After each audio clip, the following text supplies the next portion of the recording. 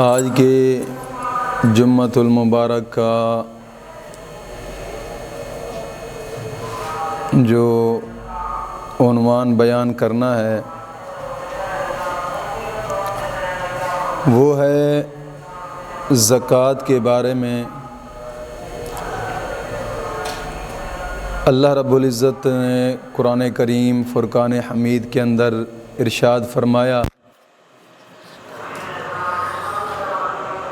وَأَقِیمُوا الصَّلَاةَ وَآتُوا الزَّکَاةَ وَارْکَعُوا مَعَ الرَّاکِعِینَ، نماز قائم کرو، زکوٰۃ ادا کرو اور رکوع کرنے والوں کے ساتھ رکوع کرو۔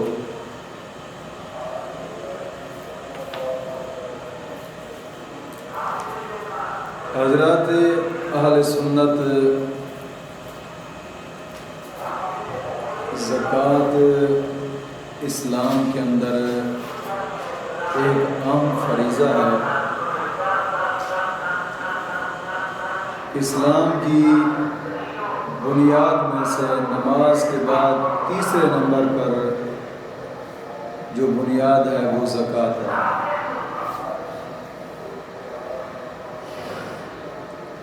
اللہ رب العزت نے اس آیت کریمہ کے اندر نماز کے ساتھ ساتھ زکوٰۃ کا بھی ذکر فرمایا ہے۔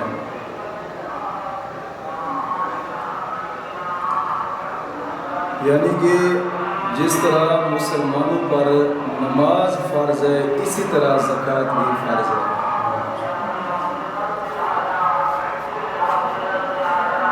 اس لیے آقا کریم صلی اللہ تعالی علیہ وسلم نے اسلام کی بنیاد بتاتے ہوئے نماز کے بعد زکوٰۃ کا ذکر فرمایا۔ مشکاہ شریف کی حدیث مبارکہ ہے، بنی الاسلام علی خمس، شہادت ان لا الہ الا اللہ وان محمدا عبدہ ورسولہ واقام الصلاۃ وایتاء الزکاۃ والحج وصوم رمضان۔ آقا کریم صلی اللہ تعالی علیہ وسلم نے فرمایا کہ اسلام کی بنیاد 5 چیزوں پر ہے۔ سب سے پہلی چیز کہ کلمہ طیبہ پر ایمان رکھنا، اور دوسرا اللہ رب العزت کے پاک محبوب کو اللہ کا خاص بندہ اور رسول سمجھنا، اور تیسرے نمبر پہ نماز کو قائم کرنا، چوتھے نمبر پہ زکوٰۃ ادا کرنا، حج کرنا اور رمضان شریف کے روزے رکھنا۔ زکوٰۃ کا معنی ہوتا ہے پاکی، یعنی زکوٰۃ نکال دینے کے بعد مال پاک ہو جاتا ہے، اس لیے سے زکوٰۃ کہ وہ جو مال پاک ہوتا ہے زکوٰۃ سے، پھر اس کو انسان کھائے تو دل کے اندر نور پیدا ہوتا ہے۔ جو انسان زکوٰۃ مال پاک کر کے کھاتا ہے، اور ایک تو دل کے اندر نور پیدا ہوتا ہے، دوسرا عبادت کے اندر ذوق پیدا ہوتا ہے۔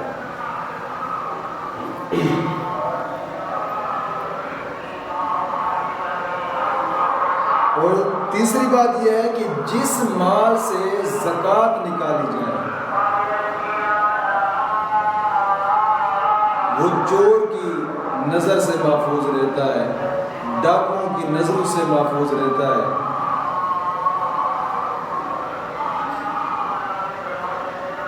اور زکوٰۃ ادا کرنے سے انسان گناہوں کی آلودگی سے پاک ہوتا ہے۔ اس لیے انبیاء کرام علیہم السلام نبیوں پر زکوٰۃ فرض نہیں ہوا کرتی تھی، کیونکہ وہ گناہوں سے معصوم تھے، گناہوں سے پاک تھے، اس لیے نبیوں پر زکوٰۃ فرض نہیں تھی۔ وہ گناہوں سے بھی پاک ہوتے ہیں۔ اور یا پھر زکوٰۃ کا معنی ہوتا ہے بڑھنا، یعنی زکوٰۃ کے ادا کرنے سے جو باقی مال ہوتا ہے وہ انسان کا بڑھتا ہے، اس لیے اس کو زکوٰۃ بھی کہا جاتا ہے۔ اور زکوٰۃ کے واجب ہونے کی ایک حکمت عملی بھی ہے، وہ یہ ہے کہ اس آسمان کی نیلی چھت کے نیچے تمام وسیع زمین کے اوپر ہر جاندار کا رازق اور روزی پہنچانے والا فقط اللہ رب العزت کی ذات ہے، بس۔ قرآن کریم کے اندر بھی ارشاد فرمایا وَمَا مِن دَابَةٍ فِي الْأَرْضِ إِلَّا عَلَى اللَّهِ، کہ ہر جاندار جو زمین میں ہے اس کا رزق اللہ تعالیٰ کے ذمہ کرم پر ہے۔ انسانوں کے علاوہ جتنے جانور موجود ہوتے ہیں زمین کے اوپر، ان کو جس عجیب و غریب طریقہ سے مولا کریم رزق عطا فرماتا ہے، اس میں اکثر ہماری نگاہوں کے سامنے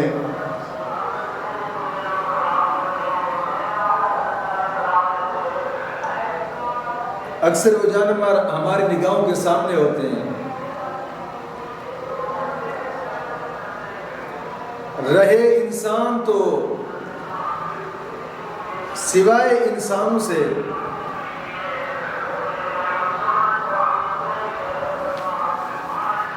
انسان کے ساتھ وعدہ اس طرح پورا فرمایا کہ انسانوں کی دو قسم کے انسان پیدا فرمائے، ایک مالدار، دوسرا غریب۔ اب جو مالدار ہے، مالدار کے اوپر زکوٰۃ، صدقہ خیرات یہ واجب کر کے، تاکہ یہ نکالے گا اور محتاجوں کو دے دے گا، تاکہ وہ بھی محتاج بھی اپنے بال بچوں کا پیٹ پال سکیں۔ اسی طریقے سے دوسرے جو اخراجات ہیں تاکہ وہ بھی پورے کر سکیں۔ در حقیقت تو وہ رزق دیتا رب ہی ہے، رب ہی دینے والا ہے، اور رب العالمین کا فقیر کو اپنا جو وعدہ ہے وہ پورا کرنے کے لیے اس امیر کے اوپر یہ حکم لاگو کر دیا کہ وہ اپنے مال سے زکوٰۃ نکال کر غریب کو دے، تاکہ جو اس کے اوپر وہ فرض ہے وہ بھی پورا ہو جائے اور اس غریب کو بھی رزق اپنا مل جائے۔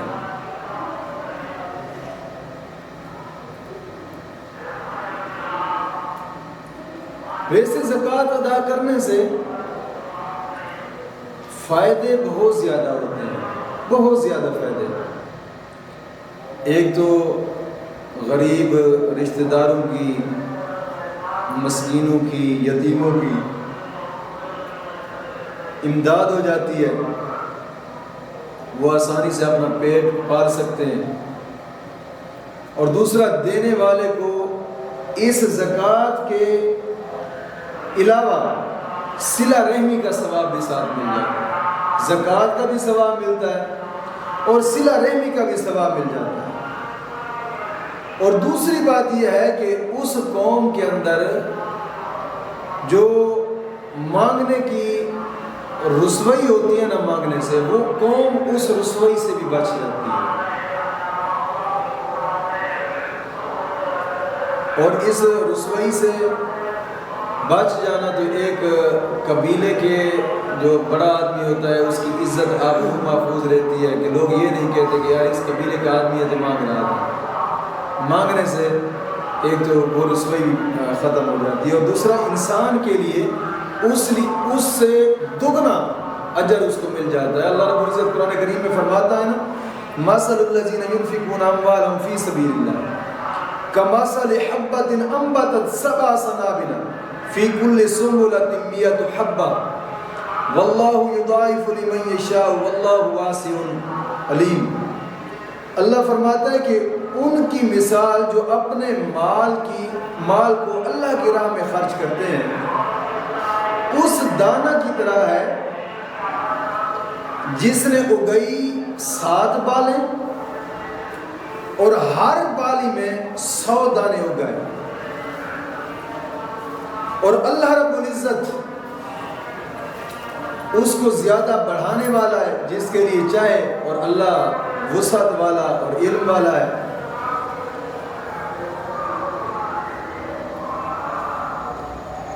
حدیث پاک میں آتا ہے کہ آقا کریم صلی اللہ تعالی وسلم کا پیارا صحابی حضرت ابو ذر غفاری رضی اللہ تعالیٰ عنہ سے روایت ہے،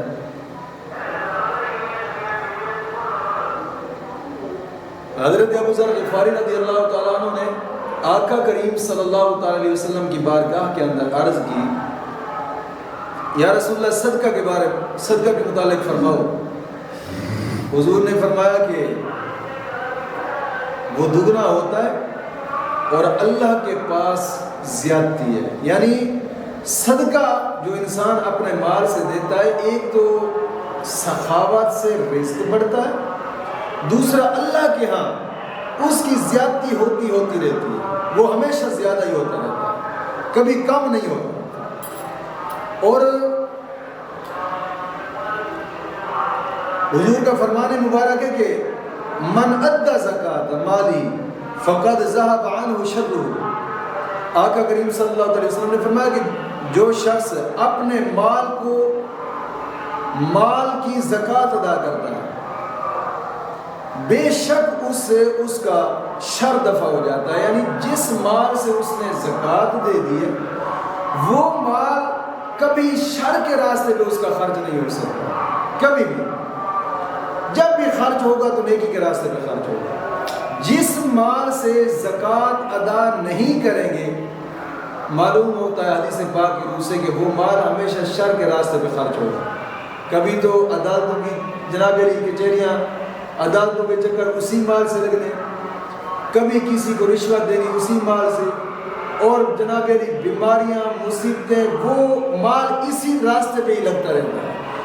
اور جس مال سے زکات ادا کی جائے وہ مال کبھی بھی شر کے راستے پر جناب علی وہ نہیں لگ سکتا، کہ آقا کریم صلی اللہ تعالی علیہ وسلم کا فرمان مبارک بھی ہے۔ اور حضور نے فرمایا کہ یہ جب انسان اللہ کے راستے پہ خرچ کرتا ہے نا، اللہ کے راستے پہ، تو سینکڑا مصیبتیں ایسی آتی ہیں کہ جو انسان کو مولا کریم اس صدقے کی برکت کی وجہ سے ان مصیبتوں سے اس کو محفوظ فرما رہا ہے۔ ایک حدیث پاک ہے کہ حضرت عیسیٰ علیہ السلام کا دور تھا۔ حضرت عیسیٰ علیہ السلام کے دور کے اندر ایک دھوبی تھا، لوگ کپڑے اس دھوبی سے دھلایا کرتے تھے، اور اس کا ایک رویہ تھا، وہ کیا کرتا تھا کہ لوگوں کو بہت تنگ کرتا تھا۔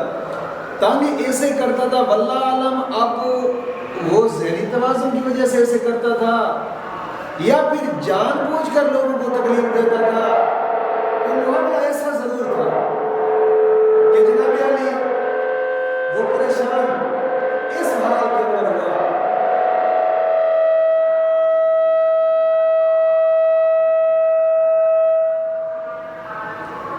لوگ تنگ ہو گئے کہ یار جو لوگ اس کو کپڑے دھونے کے لیے دیتے تھے نا، یعنی 4 آدمی نے کپڑے دیے، اس نے اس کے کپڑے دھو کر اس کو دے دیے، اس کے کپڑے اس کو دے دیے، اس کے کپڑے اٹھا کر اس کو دے دیے، اس کے کپڑے اس کو دے دیے۔ اس طریقے سے لوگ اسے سمجھاتے تھے، وہ کبھی بات سمجھتا ہی نہیں تھا۔ روزانہ اس کا یہی کھیل ہوا کرتا تھا اس دھوبی کا۔ لوگ تنگ آ گئے، اس کو سمجھاتے تھے لیکن وہ سمجھتا نہیں تھا۔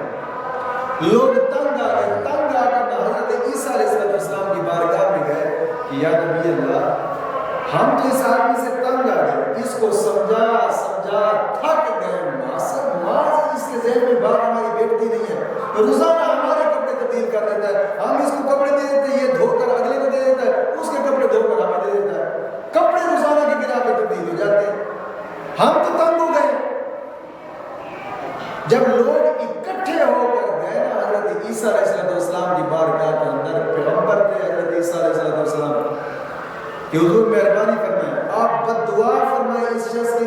ہلاک ہی ہو جائے، بس ہم تنگ آ چکے ہیں اس کے کرتوتوں سے۔ حضرت عیسیٰ علیہ السلام کی بارگاہ میں آئے، حضرت عیسیٰ علیہ السلام نے جب شکایت سنی نا تو آپ نے بد دعا فرمایا اللہم اہلکہ مولا، اے اللہ اس شخص کو ہلاک کر دے کہ اس کی وجہ سے لوگ تنگ ہو چکے ہیں، اس شخص کو ہلاک کر دے۔ اب لوگوں نے بھی آمین کہی، دعا میں اس کے ساتھ شامل تھے، حضرت عیسیٰ علیہ السلام کے ساتھ لوگوں نے آمین کہی اور پختہ یقین کر دیا کہ اب تو یہ شخص اب صبح یہ ہلاک ہی ہو جائے گا، یہ نہیں بچنے والا۔ اب دھوبی جب جا رہا تھا نا کپڑے دھونے کے لیے تو روز لوگ بھی پیچھے سے کہہ رہے تھے کہ یار یہ شخص اب بالکل ہلاک ہو جائے گا، اس کا بچنا محال ہے۔ رب کے پیغمبر نے اس کے لیے بد دعا کر دی، اب یہ ہلاک ہو جائے گا۔ تو وہ جو دھوبی جا رہا تھا گھر سے، اس نے جناب علی کپڑے اٹھائے لوگوں کے اور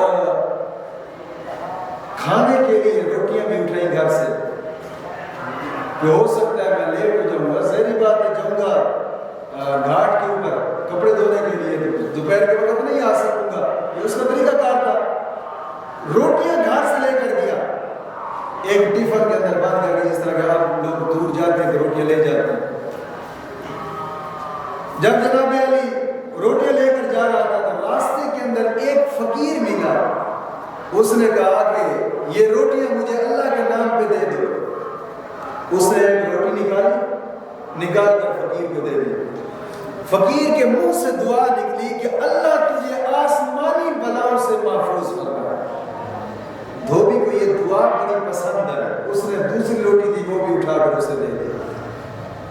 جب دوسری روٹی اسے دی تو پھر فقیر دعا دینے لگا کہ اللہ رب العزت تجھے زمین کی آفتوں سے محفوظ فرمائے۔ اس کو یہ بھی دعا پسند آئی، اس نے تیسری روٹی بھی نکال کر فقیر کو دے دی۔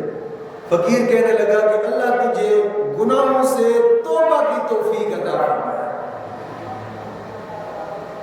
اس نے یہ تین دعائیں دی، دھوبی تین روٹیاں دے کر چلا گیا۔ جب گھاٹ پہ پہنچا کپڑے دھونے کے لیے، ادھر سے حضرت عیسیٰ علیہ السلام نے دعا کی تھی، بد دعا کی تھی، تو اس بد دعا کی وجہ سے ایک اژدہا نکلا۔ اس اژدہا نے جناب علی کپڑے کے اندر اپنے آپ کو چھپا لیا تاکہ یہ ہاتھ مارے گا تو اس کو ڈس دے گا۔ کپڑوں کے اندر وہ اژدہا چھپ گیا۔ وہ دھوبی گیا، جب کپڑے دھونے لگا اللہ رب العزت نے ایک فرشتے کو بھیجا۔ وہ فرشتہ آیا، اس نے لوہے کا گرز اس اژدہا کے منہ کے اندر چھوڑ دیا۔ وہ کوشش کرتا تھا کہ دھوبی کو ڈنگ مارنے کی، لیکن جب تک یہ دھوبی کپڑے دھوتا رہا، اللہ کا فرشتہ اس سانپ کے اندر گرز دے کر اس کو روکی رکھا کہ وہ ڈنگ نہ مار سکا۔ جب یہ کپڑے دھو کر واپس آیا نا تو لوگ حیران رہے، یہ تو بد دعا کی تھی رب کے پیغمبر نے اور یہ شخص بچ کر واپس آیا، معاملہ آخر کیا ہوا؟ حضرت عیسیٰ علیہ السلام کی بارگاہ میں پھر لوگ گئے کہ یا اے اللہ کے پیغمبر، یہ تو شخص واپس آ گیا، یہ تو ہلاک نہیں ہوا۔ حضرت عیسیٰ علیہ السلام نے فرمایا کہ بلاؤ اس شخص کو۔ جب بلایا گیا سامنے بلایا گیا تو حضرت عیسیٰ علیہ السلام نے پوچھا کہ میرے پیارے بتاؤ کہ آج کے دن کے اندر وہ کون سا نیک کام ہے جو تو نے کیا ہے؟ اس نے کہا میں اور تو کچھ نہیں کیا، لیکن جب جا رہا تھا نا ایک فقیر راستے میں ملا، اس نے مجھے کہا کہ اللہ کے نام پہ دے دو، میں نے ایک روٹی اٹھا کر اس کو دے دی۔ اس نے دعا کی کہ اللہ رب العزت تجھے آسمانی بلاؤں سے محفوظ فرمائے۔ مجھے اس کی دعا یہ پسند ہے، میں نے دوسری روٹی اٹھا کر دے دی۔ پھر اس نے کہا کہ اللہ رب العزت تجھے زمین کی مصیبتوں سے محفوظ فرمائے۔ مجھے اس کی یہ دعا پسند آئی، میں نے تیسری روٹی اس کو دے دی۔ پھر اس نے دعا کی کہ مولا کریم تجھے توبہ کی توفیق عطا فرمائے۔ یا پیغمبر میں نے اور تو کوئی کام نہیں کیا، صرف یہ کام کیا تھا اور پھر اپنے تمام گناہوں سے توبہ کر کہ آئندہ کے لیے کسی قسم کے کوئی گناہ نہیں کروں گا اور لوگوں کو بھی نہیں ستاؤں گا۔ تو اللہ کے پیغمبر حضرت عیسیٰ علیہ السلام کہنے لگے بس یہی وجہ تھی کہ جو تو نے اپنے مال سے صدقہ دیا ہے نا، اس صدقے نے تجھے مصیبتوں سے محفوظ فرما دیا۔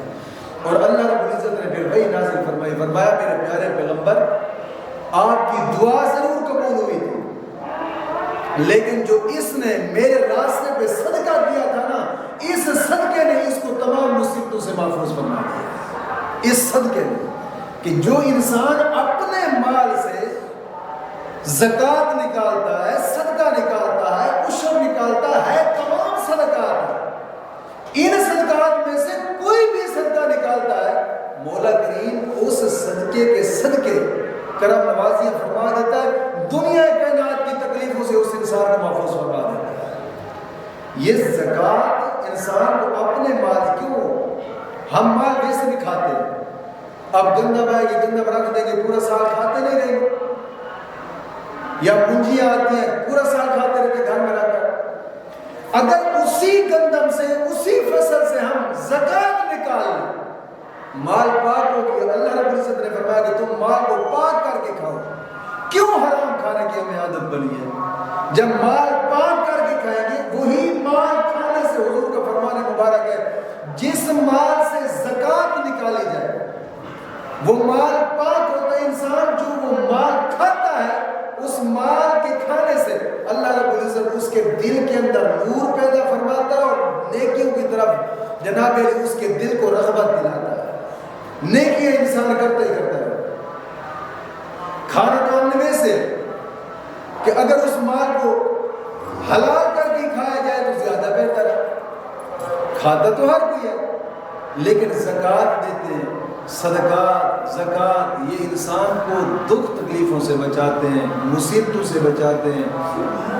صدقہ ایک ایسی چیز ہے کہ اس کے ذریعے مولا کریم دعاؤں کو قبول فرماتا ہے، دعاؤں کو، اس لیے کہ یہ مصیبتوں کا رد ہوتا ہے۔ حضور کا فرمان مبارک ہے نا کہ الصدقہ کرد البلا، صدقہ مصیبتوں کو ٹالتا ہے، بلاؤں کا رد ہے یہ صدقہ۔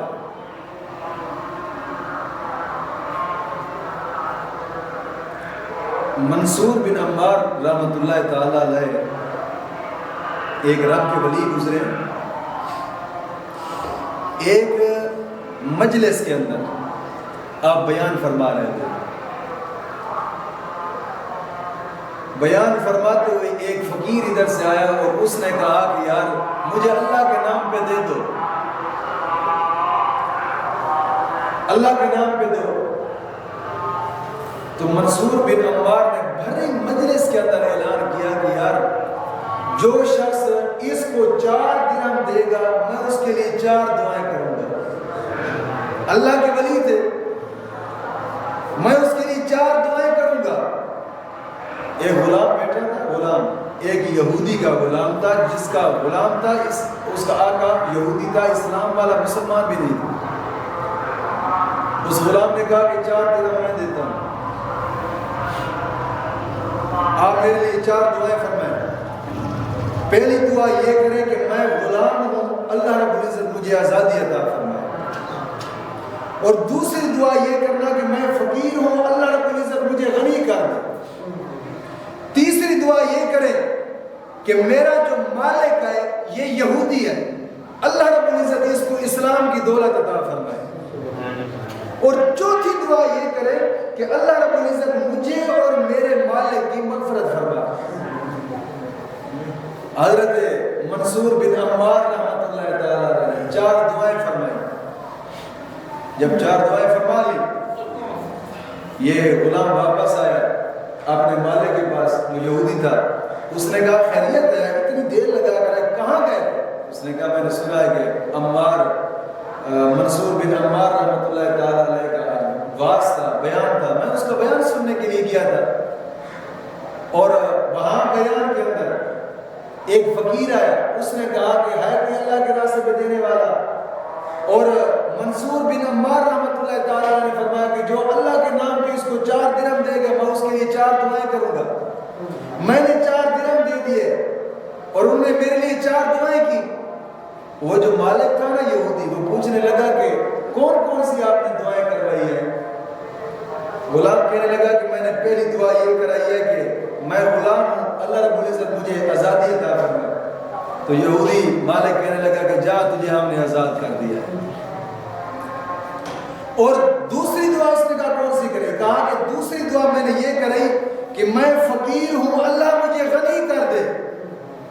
جو مالک تھا اس نے جیب سے درہم نکالے، 4000 درہم دے دیے اس کو، کہا کہ جا تو غنی بھی ہو گیا. اس نے کہا تیسری دعا کیا کرائی تو نے؟ اس نے کہا میں نے تیسری دعا کرائی ہے کہ میرا مالک یہودی ہے، اللہ رب العزت اس کو اسلام کی دولت عطا فرما دے. جیسے ہی یہودی نے یہ بات سنی، فوراً منہ سے نکال پڑا کہ اشہد ان لا الہ الا اللہ و اشہد ان محمد عبدہ و رسولہ. کلمہ پڑھ لیا، مسلمان ہو گیا. اور پھر پوچھنے لگا کہ چوتھی دعا تو نے اس وہاں سے کیا کرائی ہے اللہ کے ولی سے؟ اس نے کہا کہ میں نے چوتھی دعا یہ کرائی ہے کہ مولا مجھے اور میرے آقا دونوں کی مغفرت فرما دے، میرے مالک کی میرے ساتھ کی مغفرت فرما دے.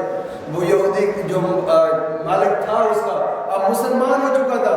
اس نے کہا 3 تو میرے قبضہ میں تھی، تیری آزادی میرے قبضہ میں تھی، تجھے آزاد کر دیا، تجھے پیسے دے کر غنی کر دیا، اور یہ بھی میرے بس میں تھا. کلمہ پڑھنا بھی میرے بس میں تھا، میں کلمہ پڑھ کر مسلمان ہو گیا. اب چوتھی جو مغفرت والی بات ہے نا، اب میرے یہ قبضہ میں نہیں ہے، اب یہ اللہ جانے اور اس کا کام جانے. وہ جو مالک تھا اب کلمہ پڑھ کر مسلمان ہو کر جناب علی گھر گیا. جب سویا نا تو خواب کے اندر اللہ رب العزت کے فرشتے نے زیارت کرائی اور کہنے لگا کہ پیارے، جو چیز تیرے قبضہ میں نہیں ہے نا، تیرا رب فرماتا ہے وہ میرے قبضہ میں ضرور ہے. تیرے قبضہ میں بخشش نہیں تھی، وہ بخشش میرے قبضہ میں ہے. جاؤ، میں نے تجھے بھی اور تیرے غلام کو بھی مغفرت فرما دی ہے، بخشش کر دی ہے. بات یہ ہے کہ صدقہ کبھی کبھار ایسا ہوتا ہے انسان کی مغفرت کا بھی سبب بن جاتا ہے. اس لیے تو اللہ کا قرآن فرماتا ہے نا تم اپنے مالوں سے زکوٰۃ نکالو. مال کھانا تو ویسے بھی ہے، یہاں سے گندم آئے گی صفائی کرا کے سارے اکٹھی کر کے گھر رکھ دیں گے، کھاتے رہیں گے پورا سال. اگر اسی گندم کو پاک کر کے ہم کھائیں، اسی گندم میں سے زکوٰۃ نکالیں، عشر نکالیں، جو ہے نکال کر وہ عشر اللہ کے راستے پہ دے دیں، اور پھر وہ گندم ہو گئی پاک، اس کو کھائیں گے. کھانا اس طریقے سے بھی ہے، کھانا اس طریقے سے بھی ہے. میرے نبی کا فرمان مبارک ہے کہ جو اپنے مال سے صدقہ نہیں نکالتا، زکوٰۃ نہیں نکالتا، اب وہ بغیر زکوٰۃ دیے جو مال کھاتا ہے نا، جتنا کھاتا جائے گا اتنا دل کے اندر اندھیرا پیدا ہوتا جائے گا، نیکیوں کی طرف آ نہیں سکے گا، نیکیاں کر نہیں سکے گا. جب اپنے مال سے زکوٰۃ نکالے گا، زکوٰۃ نکال کر دے دی اللہ کے راستے پہ، پھر اس مال کو پاک کر کے کھاتا گیا، فرمایا وہ جتنا زیادہ کھاتا جائے گا مولا کریم اس کے دل کے اندر نور پیدا کرتا جائے گا، وہ ہمیشہ کے لیے نیکی کی طرف راغب ہوتا جائے گا، ہمیشہ کے لیے. تو دوست بات یہ ہے کہ اللہ کے راستے پہ لگانے سے انسان کی غیبی مدد ہوتی ہے. حضرت عبداللہ بن مبارک رحمۃ اللہ تعالیٰ علیہ ایک وقت کے ولی گزرے ہیں، وقت کے ولی حضرت عبداللہ بن مبارک رحمۃ اللہ تعالیٰ علیہ. ایک سال نا جب حج کرنے کے لیے گئے تو حج سے فارغ ہو کر حرم شریف کے اندر نا لیٹ گئے. حرم شریف کے اندر جب لیٹے تو نیند کا غلبہ ہو گیا، نیند آ گئی. نیند آئی تو خواب کے اندر کیا دیکھتے ہیں، ایک فرشتہ ہے، اس فرشتے کے ساتھ دوسرا رب کا فرشتہ کلام کر رہا ہے، اور یہ حضرت عبداللہ بن مبارک بھی اس کلام کو سن رہے ہیں خواب کے عالم میں، حرم شریف کے اندر لیٹے اور سوئے ہوئے. ایک فرشتہ دوسرے فرشتے سے پوچھ رہا ہے کہ اس مرتبہ لوگ کتنے آئے ہیں حج کرنے کے لیے؟ 8 آدمی آئے ہیں حج کرنے کے لیے. تو ایک فرشتہ اس سے پوچھنے لگا کہ بتاؤ 6 لاکھ جو حج کرنے کے لیے آئے کتنوں کے حج قبول ہوئے؟ اس نے کہا کسی ایک کا بھی حج قبول نہیں ہوا۔ 6 لاکھ آدمی حج کرنے کے لیے آیا، حضرت عبداللہ بن مبارک کا دور مبارک تھا۔ اس وقت تو لوگ اپنے مال سے زکات بھی دیا کرتے تھے، اور آج یہ دور ہے جس میں زکات کو لوگ سمجھتے ہیں نقصان ہے کہ مال تھوڑا ہو جائے گا۔ اس دور کے اندر ایک فرشتہ دوسرے فرشتے سے کہنے لگا کہ 6 لاکھ آدمی ہیں حج کرنے کے لیے، ان 6 لاکھ آدمیوں میں سے کسی ایک کا بھی حج قبول نہیں ہوا۔ حضرت عبداللہ بن مبارک نے جب یہ بات سنی تو قریب گئے، پھر جناب علی کہتے ہیں کہ اتنی تکلیف اٹھا کر اتنا لمبا سفر کر کے لوگ جنگل بیابانوں سے سفر کر کے سمندروں کے سفر کر کے حج کرنے کے لیے ہیں، کسی ایک کا بھی حج قبول نہیں ہوا، اور کس کا حج قبول ہوا ہوگا؟ ایک فرشتہ کہنے لگا کہ وہ فلاں علاقے کے اندر ایک موچی ہے، موچی اس کا حج قبول ہوا ہے۔ عبداللہ بن مبارک کہنے لگے کہ جاؤں یار دیکھو تو صحیح وہ ہے کون کہ 6 لاکھ بندوں میں سے جو اتنے لمبے سفر اور تکلیفیں جھیل کر آئے ہیں ان کے حج قبول نہیں ہوئے، اور وہ وہاں پہ بیٹھا ہے اس کا حج قبول ہو گیا، یہ کیسے ہوا؟ کہتے ہیں میں سفر کرنا میں نے شروع کر دیا، سفر کرتے کرتے جب گیا نا وہاں اس مصر کے علاقے میں تو پوچھتا رہا کہ وہ موچی اس کا نام کیا تھا؟ علی بن موافق اس موچی کا نام تھا۔ فرشتے نے خواب کے اندر نام بھی بتا دیا۔ اب اس نام سے تلاش کرتے کرتے پہنچ گئے وہاں پہ، جب اس کے گھر پہنچے نا سلام کیا، آواز دی، گھر سے باہر ہے تو اس نے سلام کیا، سلام کرنے کے بعد اس نے پوچھا کہ تیرا نام کیا ہے؟ اس نے کہا میرا نام علی بن موافق ہے۔ حضرت عبداللہ بن مبارک پوچھنے لگا کہ تیرا نام کیا ہے؟ وہ کہنے لگا کہ میرا نام علی بن موافق ہے۔ اس نے کہا یار میں نے ایسے ایسے خواب میں دیکھا 6 لاکھ آدمیوں کا حج قبول نہیں ہوا اور تیرا حج قبول ہو گیا، تو بیٹھا گھر میں ہے، تیرا حج قبول ہو گیا، وہ کیا نیکی کی تو نے؟ یہ بات ہی کی کہ وہ جناب اس کی چیخ نکلی اور بے ہوش ہو گئی۔ تھوڑی دیر بعد پھر اسے ہوش آیا، پھر حضرت عبداللہ بن مبارک نے پوچھا اسے کہ بتا کیا وہ نے کی؟ اس نے کہا یار میرا اور تو کوئی کام نہیں ہے، مجھے عرصہ دراز ہو گیا لوگوں کی جوتے سلائی کرتے ہوئے، عرصہ دراز ہو گیا جوتے سلائی کرتے ہوئے، جو میں سلائی کرتا تھا نا جوتوں کی، اسی سلائی میں سے کچھ خرچ اخراجات جو بال بچوں کے تھے ان پہ خرچ کرتا تھا، اور اسی میں سے روزانہ کی بنا پہ تھوڑا تھوڑا نکال کر میں جمع کرتا رہا ایک سیٹ پہ۔ دل میں ارادہ تھا جب کافی سارا جمع ہو جائے گا مال حج جتنا تو پھر جاؤں گا حج کرنے کے لیے۔ ایک دن ایسا ہوا کہ میں جب گھر گیا تو میری بیوی کہنے لگی پڑوسی ہیں، پڑوسیوں کے گھر سے آج گوشت کی خوشبو آ رہی ہے، مہربانی کر آج گوشت ان سے لے کر آ، میں نے گوشت کھانا ہے۔ کہنے لگا کہ میں نے بیوی کی بات مانی، وہ موچی کہنے لگا میں نے بیوی کی بات مانی اور چلا گیا پڑوسیوں کے پاس، ان کا دروازہ کھٹکھٹایا تو ان سے پوچھا کہ میری بیوی کا یہاں گوشت کھانے کا ارادہ ہے اور آپ کے گھر گوشت پک رہا ہے، اگر گوشت دے دیا جائے تو میری بیوی کھا لے گی۔ اس نے کہا کہ پیارے 7 دن ہو گئے، 7 دن میرے بچے یتیم مسکین 7 دن سے بھوکے ہیں، اب بھوک کی وجہ سے اتنے نڈھال ہو چکے تھے کہ جناب علی بالکل آخری سانس تھے ان کے، وہ بوڑھیا عورت آوازیں دے رہی کہ آخری سانس تھے ان کے۔ میں گھر سے باہر نکلی، مجھے پتہ چلا ہے کہ کسی آدمی کا جانور مرا ہے، مردار، اور میں گئی اس مردار کے جسم سے گوشت کا ٹکڑا کاٹ کر لے آئی گھر اور اس کو پکا رہی ہوں، یہ گوشت کا ٹکڑا کھانا تمہارے لیے حرام ہے، ہمارے لیے حلال ہے۔ کیوں کہ جب انسان بھوک سے مر رہا ہو تو حرام کا ٹکڑا کھانا اس کے لیے حلال ہوتا ہے جسم بچانے کے لیے، ہمارے لیے کھانا تو حلال ہے لیکن تمہارے لیے کھانا حرام ہے۔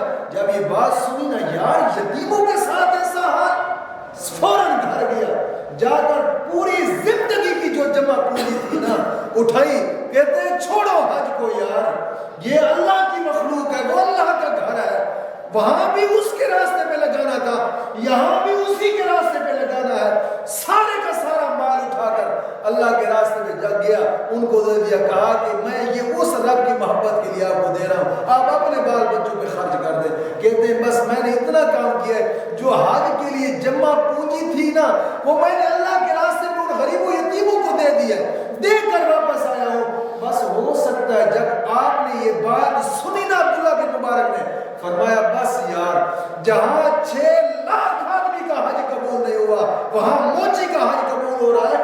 آخر وجہ کیا تھی؟ وجہ صرف اتنی تھی کہ اس نے غریب و یتیموں کو تڑپتے ہوئے دیکھا تو اللہ کے راستے میں مال خرچ کر دیا۔ یہاں بات ہوتی ہے جناب امیر کہیں کوٹھیوں بگلیوں میں پڑے ہوتے ہیں، کہیں جناب جہازوں کے سفر میں ہوتے ہیں اور غریب تڑپ تو مر جاتا ہے، مر جائے ہم کہ کہیں جناب ہم زکات نکالیں یا اپنے مال سے صدقات نکالیں، زکات نکالتے ہوئے بھی ڈرتے ہیں یار مال تھوڑا ہو جائے گا، زکات دیں گے تو مال تھوڑا ہو جائے گا، یتیموں کا قطرہ تک بھی خیال نہ آئے، اگر زکات نکالیں گے بھی صحیح نا تو اس زکات کو ایسے نکالیں گے، نکال کر رکھ دیں گے گھر پہ، یار ادھر سے تھوڑے تھوڑے آدمی آتے رہتے ہیں ان سب کو دینی ہوتی ہے، حالانکہ اس سے زکات ادا نہیں ہوتی۔ بعض اوقات ایسا ہوتا ہے کہ زکات نکال کر نہ بعض اوقات لوگ اس مال کو جمع کر لیتے گھر کے اندر، پھر کبھی ادھر سے کوئی آدمی آ گیا تو تھوڑا سا اٹھا کر دے دیا، ادھر سے آ گیا تو تھوڑا سا اٹھا کر دے دیا، ادھر سے آ گیا تو تھوڑا سا اٹھا کر دے دیا۔ زکات ادا کرنے کے لیے آگے جو لے رہا ہے اس کا فقیر ہونا ضروری ہے، اور جس کو آپ دے رہے ہیں آپ کس سند کے ساتھ کہہ رہے ہیں کہ یار وہ فقیر ہوگا؟ کیونکہ آج تک دور ایسا پرورتن دور ہے کہ ہر بندہ جناب اس معاملات میں،